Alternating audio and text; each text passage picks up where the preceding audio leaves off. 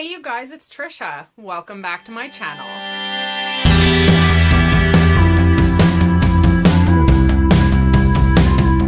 Look at this loveliness that I did here. I reorganized my bookshelves and decided to give myself a TBR shelves. I have 4. So I have something new going on in my background, which is kind of cool. So today I am going to be doing the pull 10 books off the shelf and talk about them tag. I was tagged by the lovely Linda Jo. Her channel is Book Lady. I will link her video down below so you can check it out. And it looks like it was started by Sean the Book Maniac. I will link his video down below as well. So since this one is kind of just like a pull random 10 books, I didn't prepare anything. So I'm gonna wing it and we will see how it goes. So I guess I'll pick a book now. Let's do this one. So I picked this one off the shelf. This is Frankenstein by Mary Shelley. This is one that I actually got from the library and never returned. I was gonna return it and just take the late fine and, you know, just get it back to them. However, I moved like 4 hours away from that library, so I just kept it, and it's been with me for many years now. Alright, let's pick a book from this side.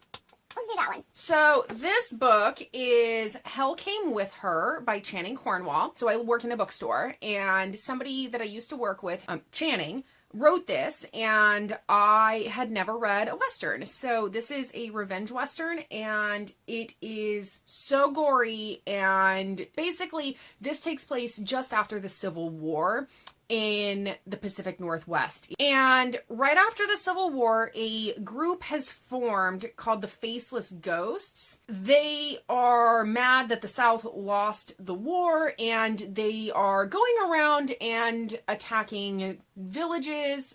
They're attacking small towns and farms and just kind of wreaking havoc along the Pacific Northwest. And so the main character, her family is brutally attacked, and she is the only survivor, and she vows to get revenge for her family, and so she teams up with a retired bounty hunter who takes her out to help her get her revenge. It was a fantastic story. It reminded me a little bit of True Grit, but much more violent. Okay, so I've got The Hunger Games by Suzanne Collins. This is one that I was told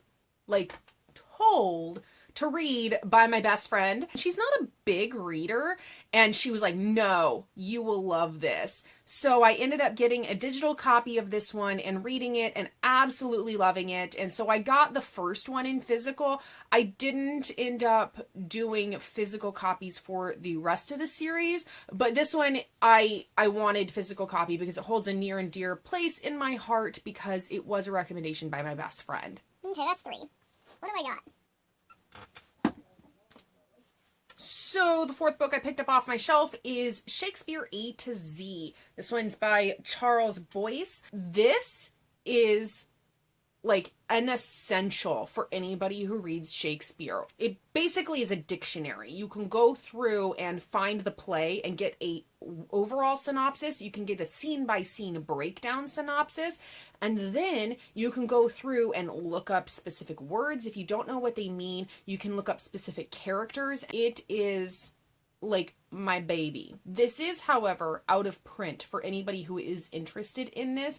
You can find them, I think, online, used pretty inexpensively. All right. Alright, so the next one I have is Where Is My Wand by Eric Poole. This is a coming-of-age memoir about a young man coming of age in the 1970s. This is one that I read for a class in college, and so this one is quite good. It is one that I have kept after graduating college. I got rid of most of my textbooks because I do plan on rereading it at some point in the future. All right, so I have Tithe by Holly Black. This is, I don't even know if this is the original cover art or not. This is one that is one of my absolute favorite Fae stories. This is one that I ended up getting off of a friend secondhand, and she didn't like it. So I've had it ever since, and I've read it many, many times. It's in pretty bad condition. All right, next on my list is Dark Horizons. This one is by Jenny T.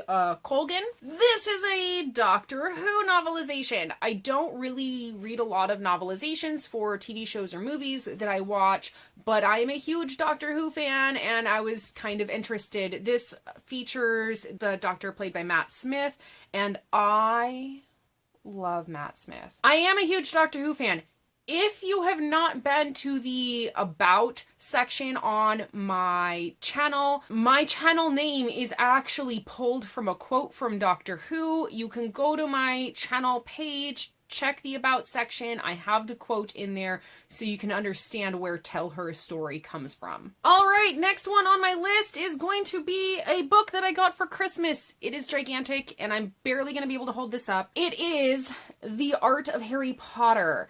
So my fantastic coworker, Catherine, she got this for me, and she got a couple people to go in on it. So a couple of my coworkers, because she knew that I really wanted this and I couldn't afford to get it for myself because of the holidays. So they all pitched in to get me a copy of this. It is absolutely stunning. So I have a coffee table book for this. I have a coffee table book for Fantastic Beasts, The Art of the Movie. I have a coffee table book for Doctor Who. And I love coffee table books when they're full of just beautiful, fantastic art.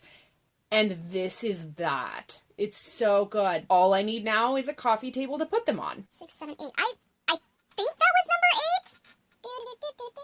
Okay, so this is A Field Guide to Getting Lost by Rebecca Solnit. She also wrote Men Explain Things to Me, and that is fantastic. This book is also fantastic. I have not made my way all the way through it. When I was in college, I was taking some workshops on improvisational movement and contact improv. I find that doing contact improv and improvisational movement, I kind of lose myself in the movement, and it's something where I really connect to my body, and it's kind of meditative for me. And so after one of these workshops that I did, I had a fantastic person recommend this to me, and she said that the way that I described getting lost in the movement and finding peace and harmony within myself reminded her of reading this book, A Field Guide to Getting Lost. It is a fantastically short read also. All right, number 10. All right, last but not least, because I think this is number 10, is Pandora by Anne Rice. This is one that I don't own the dust jacket for because I did get it secondhand. This is one that is my favorite Anne Rice novel. And so the reason that I love this book so much is because Anne Rice did a beautiful job at painting a world of that time period that I really saw, and I absolutely loved it. So this one is quite a short read compared to some of her other works. All right, that is it for the pull 10 books off of your shelf and talk about them tag. Let me know in the comments down below if you have read any of the books that I mentioned here. And if you have not yet done so, now is the perfect time to click the subscribe button down below if you want to see more content from me and get notifications of when I upload in the future. And that is it for me for today. I will see you guys in my next video. Bye!